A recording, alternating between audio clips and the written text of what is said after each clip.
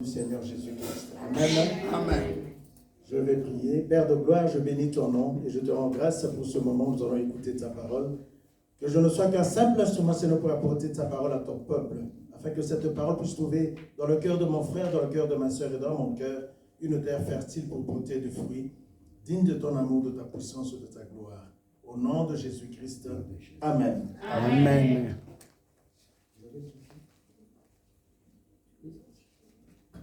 Nous allons écouter la chorale avec un cantique avant.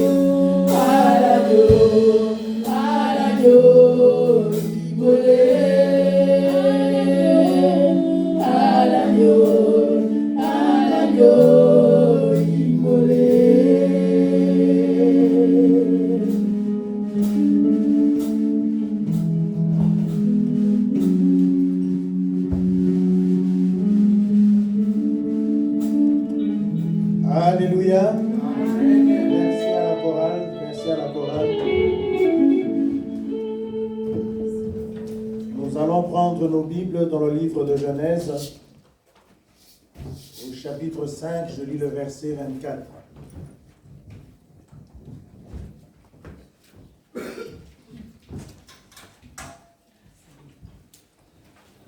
Je lis dans le nom de Jésus-Christ. Amen. Genèse 5, verset 24. Enoch marcha avec Dieu, puis il ne fit plus, parce que Dieu le prit. Amen. Amen. Nous pouvons nous asseoir.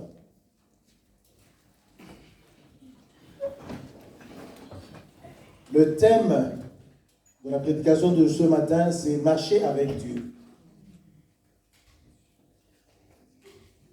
Bien-aimés, quand nous marchons avec Dieu, le jour où Dieu décide d'agir dans notre vie, de transformer le cours de notre vie, il ne prévient personne. Amen. Amen. Et tout le monde s'étonne de voir le changement qui s'opère dans la vie de celui qui marche avec Dieu.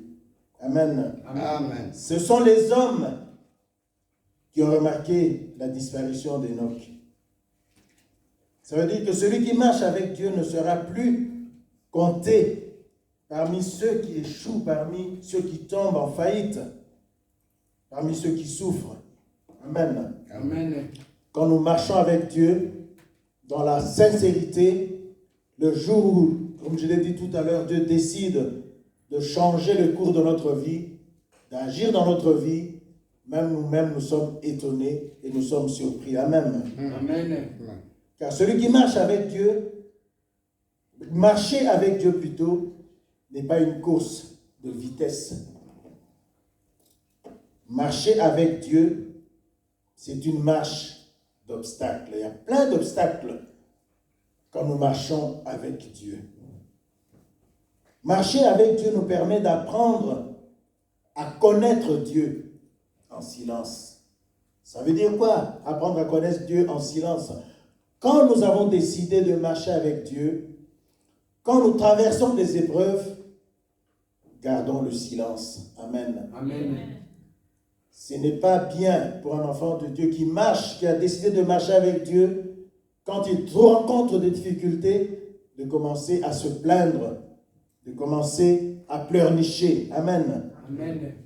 Dieu nous conseille de garder le silence.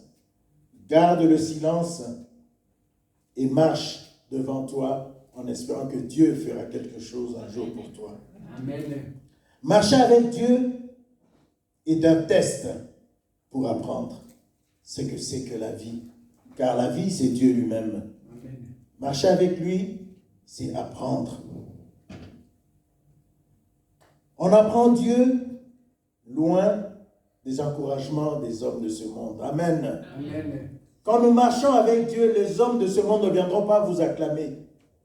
Amen. Amen. Ils ne seront pas là pour vous acclamer. Ils seront là pour vous calomnier, pour vous critiquer, pour dire des tas de choses, des tas de mensonges en votre égard.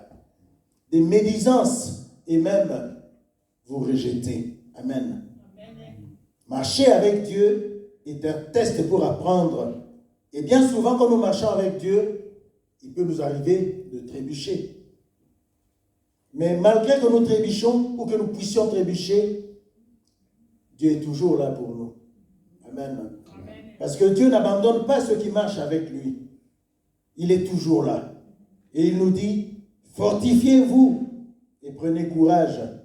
Ne craignez point et ne nous laissez point effrayer devant eux. Car l'Éternel, ton Dieu, marche avec toi et ne te laissera pas. Amen. Amen. Prenons le livre de Deutéronome au chapitre 31.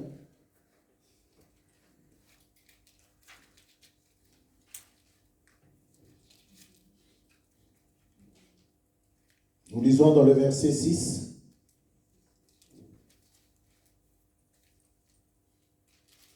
Je lis dans le nom de Jésus-Christ. Amen. Fortifiez-vous et ayez du courage. Ne craignez point et ne soyez point effrayés devant eux, car l'Éternel, ton Dieu, marchera lui-même avec toi. Il ne te délaissera point. Il ne t'abandonnera point. Amen. Amen. Ici, la Bible nous parle de Josué quand il a commencé quand il a succédé à Moïse. Il ne savait pas ce que c'était de marcher avec Dieu. Alors, Moïse l'a conseillé de garder le silence et de s'attendre à Dieu. Et Dieu lui-même lui a parlé. Dans le verset que je viens de lire, « Fortifiez-vous et ayez du courage. Ne craignez point et ne soyez point effrayés devant eux, car l'Éternel, ton Dieu, marchera lui-même avec toi et ne te délaissera point.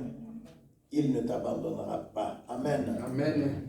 Quand nous marchons avec Dieu, le monde autour de nous, les gens qui sont autour de nous, ne comprendront pas toujours, surtout ceux qui ne connaissent pas Dieu, ceux qui ne servent pas Dieu, te trouveront que tu es devenu compliqué. Souvent on nous dit, ah celui-là on ne le voit plus dans les réunions, on ne les voit plus au football, on ne le voit plus dans les bistrots, on ne le voit plus aux endroits où nous avions l'habitude de le rencontrer. Il est devenu bizarre.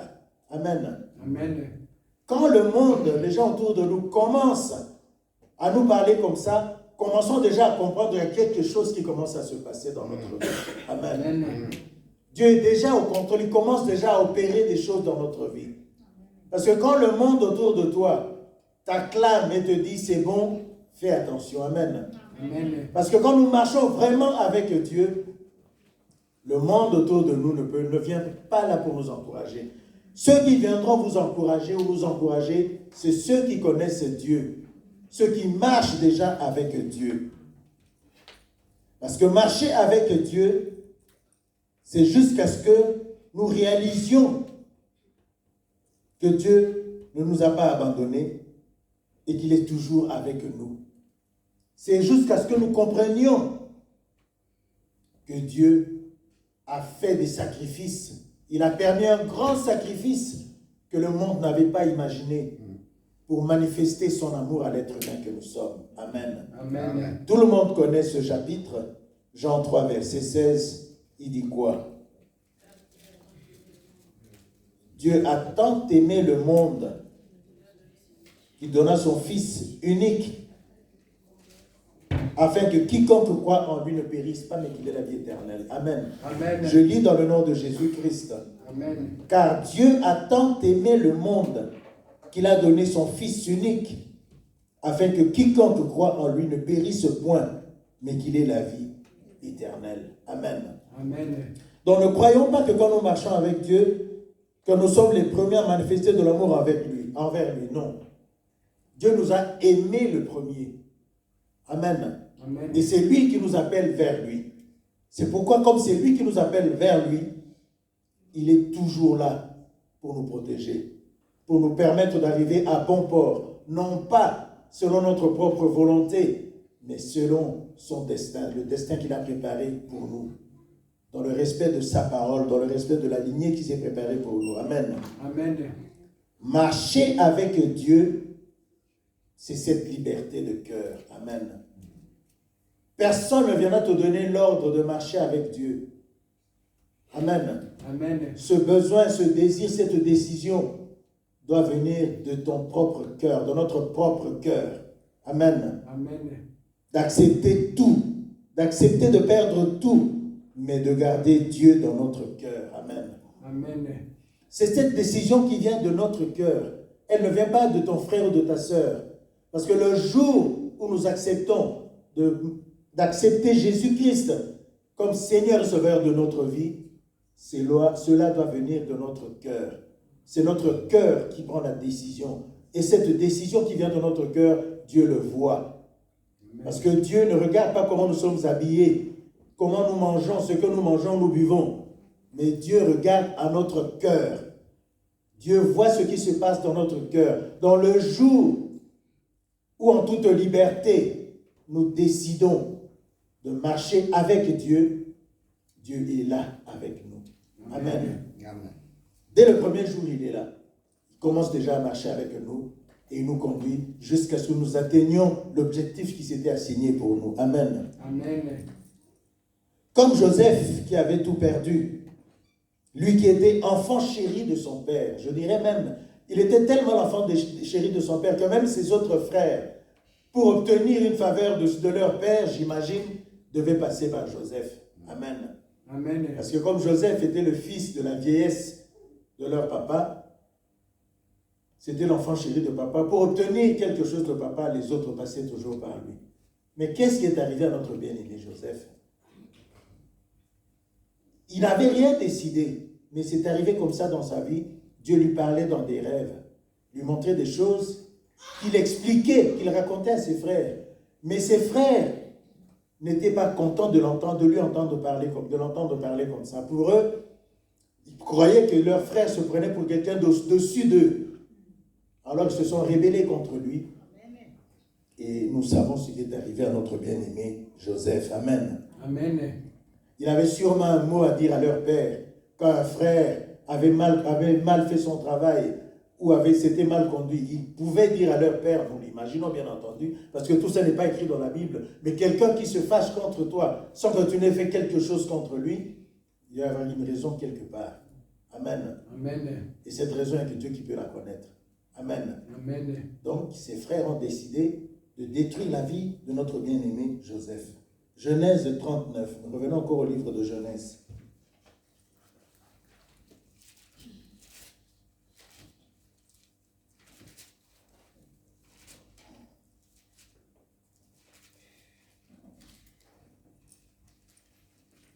Genèse 39, je lis à partir du verset 2 jusqu'au verset 6.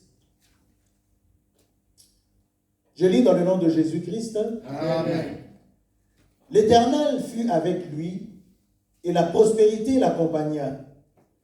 Il habitait dans la maison de son maître, l'Égyptien.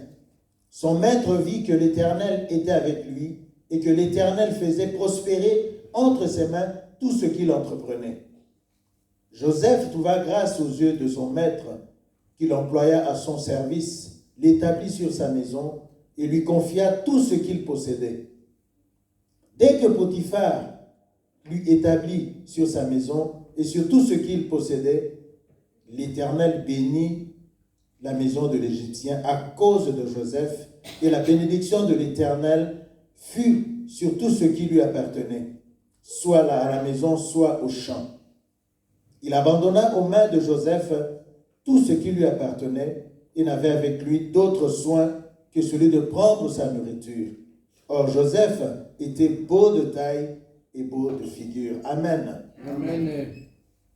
Ici, la Bible nous dit que Joseph était prospère. De quelle prospérité la Bible nous parle ici, bien-aimés? La prospérité, bien-aimés, ce n'est pas toujours ce que nous voyons. Avoir une belle maison, des belles voitures, des beaux habits et tout ce qui s'ensuit. La vraie prospérité, c'est ce que Dieu a mis en nous. C'est ce qu'il y a en nous. Amen. C'est ce que Dieu avait mis dans Joseph. Tout ce qui touchait de ses mains devenait prospère. Amen. Amen. Ce n'est pas Joseph qui emmenait des grandes choses dans la maison de Potiphar, mais le simple fait qu'il s'engageait à faire quelque chose, le fruit était bénéfique. Amen. Amen. C'était ça, c'est ça la véritable bénédiction que nous parlions, que la Bible nous parle de Joseph et que la Bible nous parle de nous ici qui voulons marcher avec Dieu, qui marchons avec Dieu.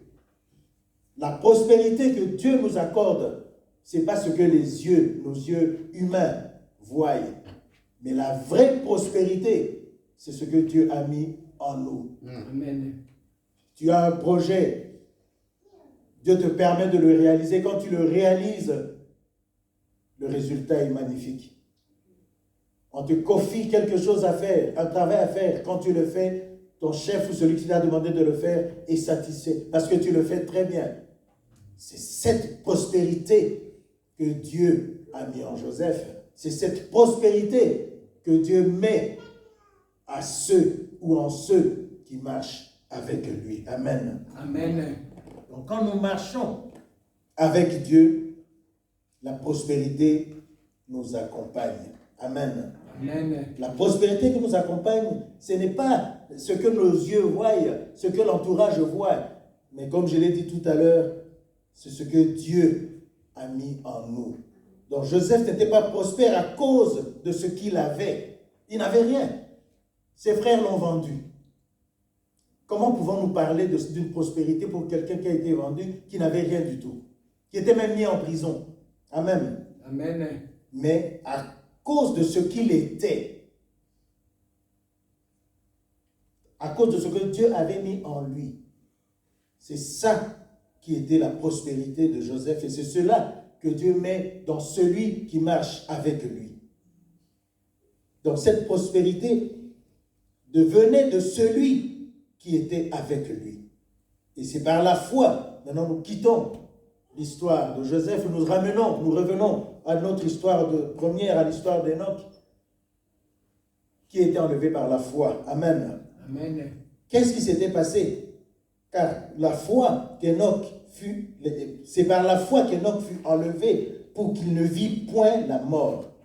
Qu'est-ce qui est arrivé pour qu'il ne vit pas la mort? Enoch avait un bon témoignage. Amen. Amen. Bien-aimés, quand nous marchons avec Dieu et que nous respectons la parole de Dieu, les commandements de Dieu, un bon témoignage nous accompagne tout au long de notre vie. Amen. Amen. Quand nous nous éloignons du mal, quand nous ne faisons pas du mal à autrui, le témoignage que Dieu attend de nous, nous accompagne. C'est ce témoignage qui avait accompagné la vie d'Enoch, qui poussa Dieu à le retirer de cette terre et à empêcher Enoch de connaître la mort. Amen. Amen. Je l'ai dit tout à l'heure au début, c'est l'entourage qui avait constaté qu'Enoch n'était plus avec eux.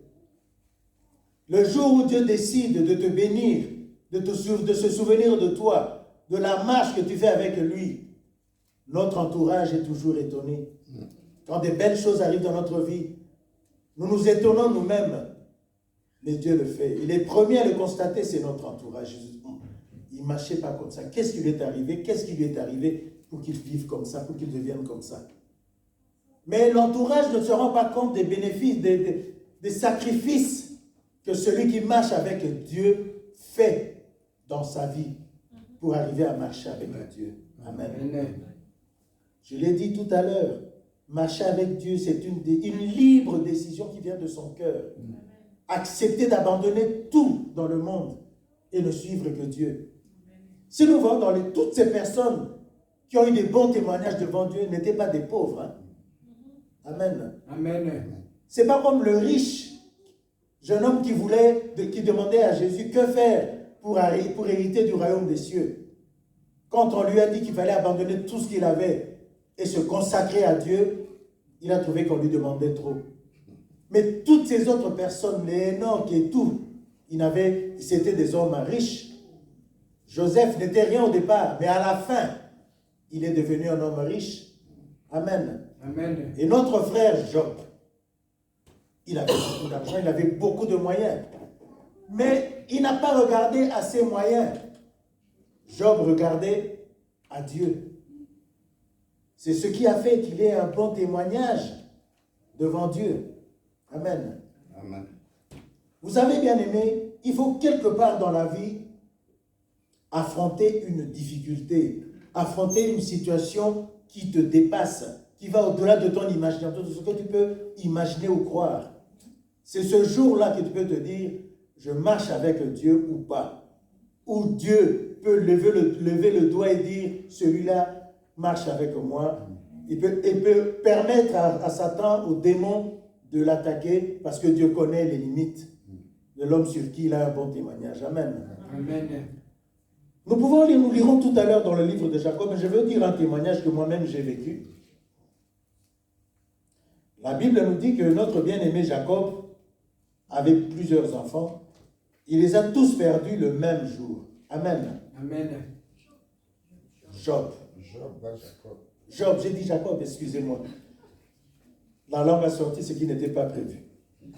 Notre frère Job avait plusieurs enfants. Bien aimé, perdre un seul enfant, c'est déjà un grand drame. C'est déjà quelque chose de difficile à vivre. Mais quand vous en avez 4, 5, et que vous les perdez tous le même jour, c'est un drame. Il y a un frère à Kinshasa qui était frère en Christ, qui travaillait, je crois à la banque, quelque chose comme ça, qui a perdu tous ses enfants le même jour dans un accident de voiture, sur la route de Matadi. Le chauffeur les emmenait à l'école et un gros poids lourd est rentré dedans tous ses enfants sont morts et sa femme avec. Amen. Amen. Imaginez la position de cette personne-là. Qu'est-ce qu'il pouvait devenir? Amen. Moi, j'ai perdu un garçon de 19 ans. Le jour où je l'ai perdu, bien aimé, je devais partir d'Anvers pour... c'était où encore?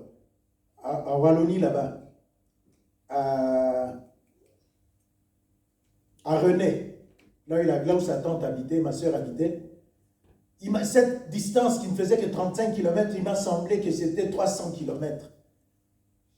Toutes les demi-heures, je devais m'arrêter pour me soulager. Et je ne comprenais pas. Amen. Amen. Quand je suis arrivé à l'hôpital, il venait de mourir 30 minutes avant que j'arrive. Amen. Amen. Le médecin m'a autorisé d'aller le voir. J'ai été le voir. J'ai été voir le corps de mon fils. Je vois encore l'image. Bien aimé, je n'ai jamais pleuré de ma vie comme j'ai pleuré ce jour-là.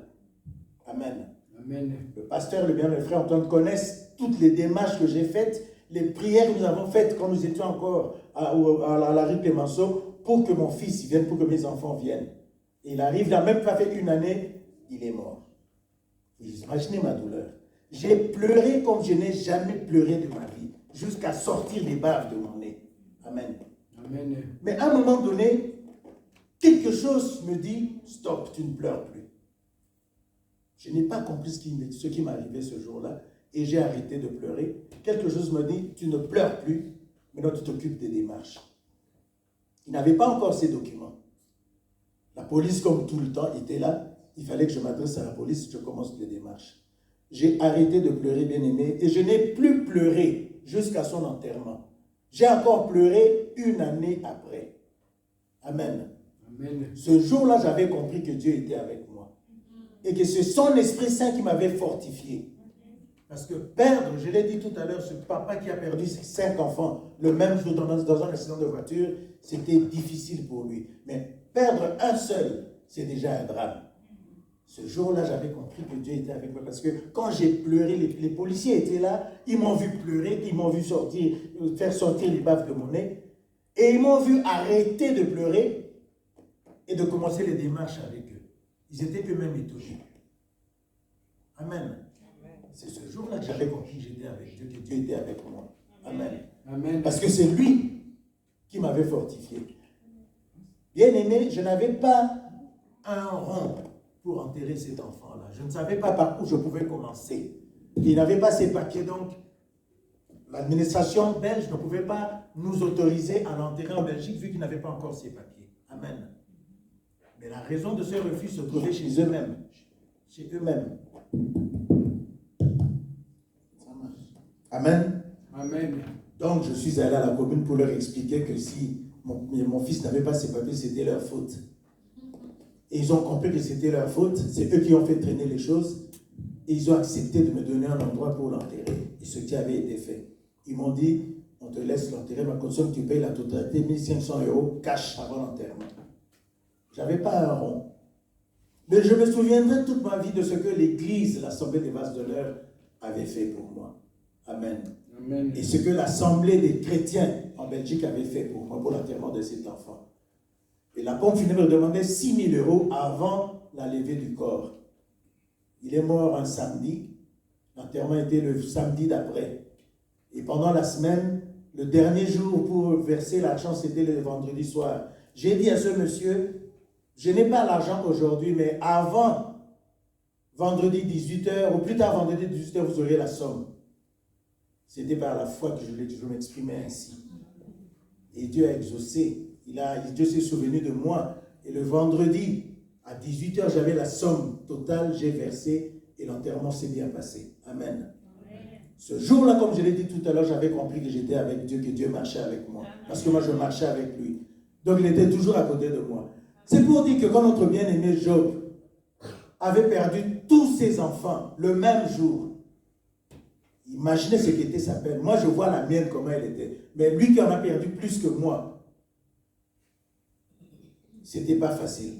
Il n'a pas perdu seulement les enfants. Et les troupeaux, tout était perdu. Amen. Amen. Mais il n'a pas abandonné Dieu. Amen. Job n'a pas abandonné Dieu. Il est resté constant dans sa marche avec Dieu. Il est resté constant dans la décision qu'il avait prise de marcher avec Dieu. Amen. Amen. Nous pouvons le lire encore dans le livre de Job au chapitre 1, le verset 6 à 8. Or, les fils de Dieu, je lis dans le nom de Jésus-Christ, Amen. Job chapitre 1, verset 6 à 8. Or, les fils de Dieu vinrent un jour se présenter devant l'Éternel, et Satan vint aussi au milieu d'eux. L'Éternel dit à Satan, « D'où viens-tu » Et Satan répondit à l'Éternel, « De parcourir la terre et de m'y promener. » L'Éternel dit à Satan, « As-tu remarqué mon serviteur Job? Il n'y a personne comme lui sur la terre. C'est un homme intègre et droit, craignant Dieu et se détournant du mal. » Et Satan répondit à l'Éternel, « Est-ce d'une manière désintéressée que Job craint Dieu? Ne l'as-tu pas protégé, lui, sa maison et tout ce qui lui appartient? Tu as béni l'œuvre de ses mains et ses troupeaux couvrent le pays. » Amen. Amen. Verset 11. « Mais étends ta main, touche à tout ce qui lui appartient, et je suis sûr qu'il te maudira en face. » Verset 12, l'Éternel dit à Satan, « Voici tout ce qui lui appartient, je te le livre, seulement ne porte pas la main sur lui. » Et Satan se retira de devant la face de l'Éternel. Amen. Amen. Qui d'entre nous peut se targuer ou se vanter de se dire que moi, aujourd'hui, Dieu peut témoigner pour moi? Amen. Amen. Il faut une marche, une décision de son cœur pour qu'un jour, Dieu arrive aussi à témoigner de nous comme il a fait pour son serviteur Job. Dieu a dit à Satan, voici ses biens, ses enfants, ses bœufs et toute sa richesse. Je te les laisse, fais ce que tu en veux, mais à sa vie, tu ne touches pas. Amen. Amen. Est-ce qu'un jour, ça peut nous arriver que Dieu témoigne de nous comme ça? Ils se disent, toucher à tous leurs biens, à leurs voitures, à leurs maisons, à toutes leurs richesses, tous les millions ou les milliards qu'ils ont en compte en banque, mais à leur vie ne touche pas. Amen. Amen. Dieu a témoigné pour son serviteur Job. Et il savait de quoi il parlait. Amen. Amen. Et si nous voyons la suite du récit de Job, Dieu l'a béni en abondance. Il a reçu de Dieu plus que ce qu'il avait avant qu'il ne perde ses enfants et toutes ses autres richesses. Amen. Amen. Parce qu'il est resté constant dans sa marche avec Dieu. Il est resté constant dans sa marche avec Dieu. Il n'a pas abandonné son Dieu. Amen. Amen.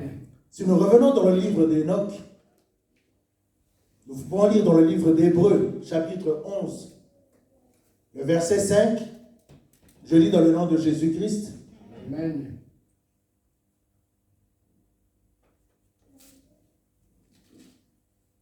C'est par la foi qu'Enoch fut enlevé pour qu'il ne vit point la mort et qu'il ne parut plus parce que Dieu l'avait enlevé, car avant son enlèvement, il avait reçu le témoignage qu'il était agréable à Dieu. Amen. Amen. Notre bien-aimé Job, de qui nous venons de parler tout à l'heure, avait reçu de Dieu un témoignage agréable. Et Dieu lui-même a témoigné pour lui. Qu'adviendrait-il de toi et moi le jour où il serait question que Dieu puisse témoigner? Le fera-t-il en notre faveur ou dira-t-il, celui-là je ne le connais pas? Amen. Amen. Bien-aimés, nous devons faire en sorte que ce jour-là, Dieu dise aussi de nous, celui-là, il marche avec moi, ne touchez pas. Amen. Amen. Ne touchez pas, parce qu'il est sous ma protection. Amen. Il y a encore un bien-aimé dans la Bible pour qui Dieu a témoigné et que Dieu a préservé. Notre bien-aimé Daniel. Nous connaissons l'histoire de Daniel. Amen. Amen. Nous le lirons dans le livre de Daniel au chapitre 1, le verset 8 à 9. Pour nous parler de ces deux versets-là, nous ferons la suite après. Je lis dans le nom de Jésus-Christ. Amen. Daniel 1, verset 8 à 9. Daniel résolut de ne pas se souiller par les mains du roi et par le vin dont le roi buvait. Et il pria le chef des eunuques de ne pas l'obliger à se souiller. Dieu fit trouver à Daniel faveur et grâce devant le chef des eunuques. Amen. Amen.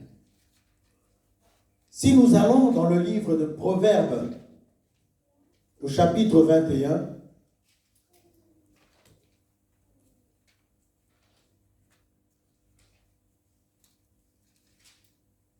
il nous dit quoi? Je lis dans le nom de Jésus-Christ. Amen. Le cœur du roi est un courant d'eau dans la main de l'Éternel. Il l'incline partout où il veut. Amen. Amen. Quand nous marchons avec Dieu, Dieu a le pouvoir et a la capacité de changer le cœur de nos ennemis en notre faveur. Amen. Amen. Ici, nous voyons notre bien-aimé Daniel qui était obligé de manger les mets que lui donnaient les serviteurs du roi qui étaient sous l'ordre du roi. Donc c'était l'ordre venant du roi de les obliger à manger les mets qui venaient du roi. Daniel s'est dit, moi je marche avec mon Dieu, je obéis à mon Dieu, je ne veux pas me suivre de ces mets-là. Amen. Amen. Il pria que Dieu se souvienne de lui et qu'il empêche qu'il soit souillé de cette nourriture. Amen. Amen. Nous venons de voir ici dans les livres de Proverbes qui nous dit quoi? Le cœur du roi est comme un courant d'eau dans la main de l'Éternel. Donc, le cœur de nos ennemis est entre les mains de l'Éternel. Si nous marchons avec Dieu, notre Dieu a la capacité de changer les cœurs, souiller les cœurs mauvais, les cœurs idolâtres, les cœurs, meurtrières de nos ennemis en notre faveur. Amen. Amen. Daniel a prié, a demandé que Dieu agisse pour qu'il ne soit pas souillé. Dieu a répondu à sa prière et Dieu a agi dans le cœur des eunuques qui avaient l'ordre du roi de donner à d'autres bien-aimés Daniel et à ses compagnons la nourriture qui venait du roi. Pour Daniel, cette nourriture était souillée. Il ne voulait pas se souiller avec cette nourriture. Et Dieu a exaucé sa prière. Amen. Dieu peut le faire aussi pour toi et moi. Amen. Il le fera quand nous marchons avec lui, quand nous obéissons à sa parole, quand nous appliquons sa parole dans notre vie de tous les jours. Amen. Amen. Il peut changer le cœur de nos ennemis, les transformer, ces cœurs idolâtres, ces cœurs meurtriers, en notre faveur. Parce que le cœur du roi est comme un courant d'eau dans la main de l'Éternel. Amen. Amen. Toutes les voies de l'homme sont droites à ses yeux. Mais celui qui pèse les cœurs, c'est l'Éternel. Amen. Amen. Si tu as un cœur meurtrier, Dieu ne fera pas de toi un enfant qui marche avec lui. Amen. Amen. Quand tu marches avec Dieu, tu respectes sa parole, tu appliques sa parole dans ta vie de tous les jours, Dieu lui-même agira en ta faveur. Amen. Amen. Il ira même au-delà de ce que tu peux penser ou imaginer. Il mettra le cœur de tes ennemis en ta faveur. Amen. Amen. Parce que Dieu prend soin de ceux qui marchent avec lui. Dieu s'occupe de ceux qui marchent avec lui. Il ne les laisse pas tomber. Nous l'avons lu au départ dans le livre de Genèse au chapitre 31, verset 6. Dieu n'abandonne pas ceux qui marchent avec lui. Amen. Deutéronome 31, verset 6. Dieu n'abandonne pas ceux qui marchent avec lui. Il est toujours là pour les ramener dans le droit chemin, pour les protéger du malheur, comme il a fait pour notre bien-aimé Daniel. Imaginez que le roi avait demandé qu'on mette les acolytes, les collègues, les amis de Daniel dans un four chauffé à blanc. Même les gens qui étaient chargés de les mettre dans ce four, quelques-uns sont même morts. Tellement qu'il faisait chaud. Amen. Amen. Mais du fait que Daniel et ses acolytes marchaient avec Dieu, le roi, quand il est venu voir ce qui se passait dans le four, il a vu 3 hommes, 4 hommes se promener dans ce feu-là.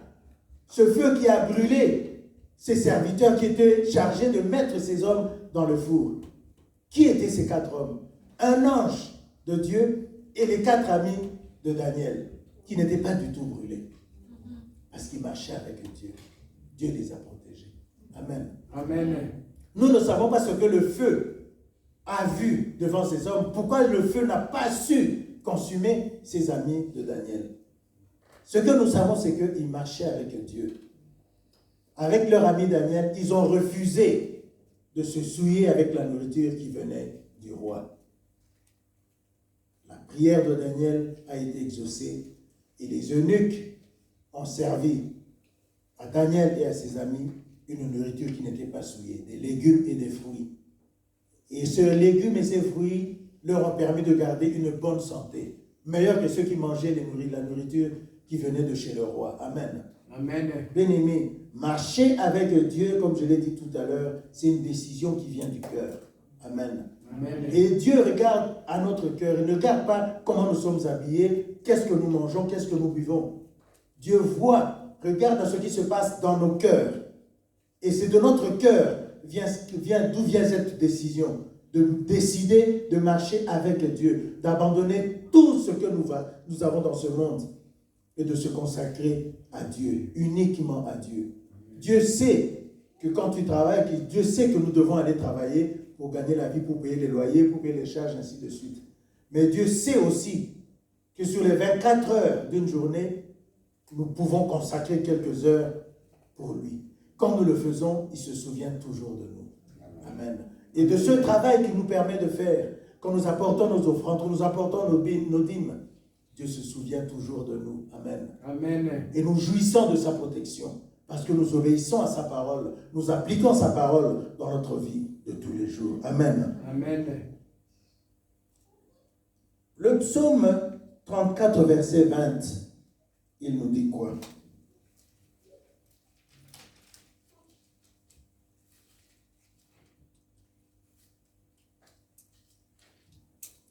Le psaume 34, verset 20 nous dit, je lis dans le nom de Jésus-Christ, Amen. le malheur atteint souvent le juste, mais l'Éternel en délivre toujours. Amen. Verset 21, il garde tous ses os, aucun d'eux n'est brisé. Le malheur tue le méchant, et les ennemis du juste sont châtiés. L'Éternel délivre l'âme de ses serviteurs, et tous ceux qui l'ont pour refuge échappent au châtiment. Amen. Amen. Quand nous marchons avec Dieu, le malheur peut arriver. Il est toujours à portée de la main, le malheur. Mais Dieu nous en délivre toujours. Amen. Si nous analysons cette phrase, il y a souvent et toujours. Amen. Il y a une grande différence entre souvent et toujours. Souvent, ça veut dire que de temps en temps, un malheur peut arriver. Mais toujours veut dire, à chaque fois qu'un malheur arrive, Dieu est là pour délivrer. Amen. Donc, ce n'est pas le malheur qui est tous les jours devant nous. Le malheur peut arriver de temps en temps. Mais à chaque fois que le malheur arrive dans notre vie, Dieu est toujours là pour nous en délivrer. Amen. Amen. Est-ce que vous comprenez ce contexte-là? Cette différence-là entre souvent et toujours. Amen. Amen. Arriver toujours au culte à bonne heure, c'est quelque chose de bien. Amen. Amen. Et un jour, Dieu se souviendra de ça aussi. Nous rigolons, il faut rigoler, ça fait du bien. Mais Dieu se souvient aussi de ceux qui sont toujours fidèles au poste. Amen. Amen. Tout à l'heure, mes sœurs disaient à notre bien-aimé qu'il était toujours prêt au poste, comme Habakkuk. Mais soyons toujours fidèles au poste. À l'heure du début du culte, soyons là. Et ça fait plaisir de se voir tous ensemble au début du culte, pendant la prière de préparation pour le début du culte. Quand tout le monde est là, ça fait plaisir. Amen. Amen. Si nous, êtres humains, trouvons du plaisir quand tout le monde est à l'heure, Dieu, le Créateur, il sera dans quel état, bien-aimé? Amen. Donc, gardons bien notre cœur et souvenons-nous que c'est de notre cœur que vient la décision. La décision ne viendra pas du pasteur, ne viendra pas de frère Antoine ni de moi, mais de toi-même, de ton cœur. Décide de marcher avec Dieu. Abandonne tout. Dieu verra que tu as abandonné tout pour lui. Et il sait ce qu'il doit faire pour que ce que tu as abandonné ne soit pas un prétexte pour que tu tombes. Amen. Amen. Dieu mettra en ta disposition ce qu'il faut pour que tu oublies tout ce que tu avais abandonné. Et tu te rendras compte que malgré que tu as abandonné tout ça, que tu t'es consacré à Dieu, toutes ces choses que tu avais abandonnées ne te diront plus rien. Amen. Amen. Le pasteur m'a envoyé un texte que j'ai lu, que j'ai médité, qui m'a fait réfléchir. Et nous pouvons bien aimer réfléchir sur ça aussi. Un homme qui était riche, Steve Jobs, je crois, que tout le monde connaît, qui est mort à 56 ans. Cet homme était riche, il avait beaucoup d'argent. Mais au dernier jour de sa vie, il a vu que cet argent ne lui a pas permis de garder la vie. Et que la vie, avec ou sans argent, n'avait pas d'importance. Amen. Amen. La conclusion, c'était quoi? Avoir Dieu dans sa vie, c'est le plus important. Lui, il avait des millions, des milliards.